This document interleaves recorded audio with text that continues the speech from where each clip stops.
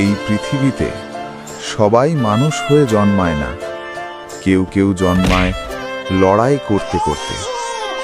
এই ছোট্ট প্রাণীটাকে দেখছো? ওর চোখে কোনো দুষ্টুমি নেই, আছে শুধু ক্ষুধা আর বেঁচে থাকার আকুতি।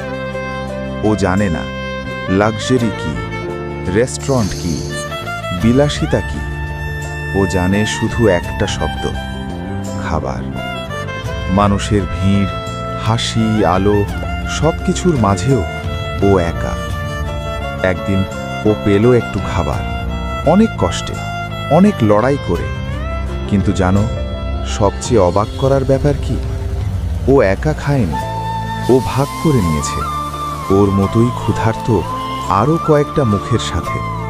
কারণ ক্ষুধা মানুষকে স্বার্থপর বানায়, কিন্তু ভালোবাসা সবাইকে আপন করে নেয়। আজ আমরা মানুষ হয়েও অনেক সময় ভাগ করতে ভুলে যাই, আর একটা ছোট্ট প্রাণী আমাদের শিখিয়ে দেয় মানবতাকে। ভিডিওটা যদি তোমার হৃদয়ে লাগে, যদি 1 সেকেন্ডের জন্যও চুপ করে ভাবতে বাধ্য করো, তাহলে একটা লাইক দিও, কমেন্টে লিখো মানবতা এখনো বেঁচে আছে। এই ভিডিওটা শেয়ার করো যাতে সবাই দেখে। আর এমন গল্প পেতে আমাকে ফলো করতে ভুলো না, কারণ গল্প বদলায় না মানুষ, গল্প মানুষকে বদলায়।